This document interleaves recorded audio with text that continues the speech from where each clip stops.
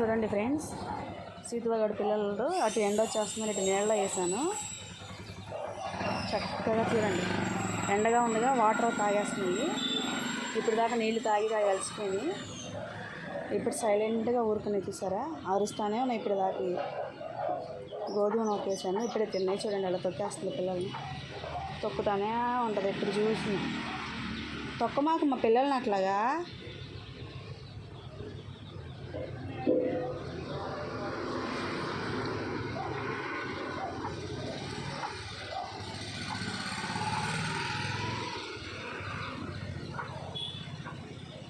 మన వాళ్ళందరికీ హాయ్ చెప్పు. Hi friends అనవా.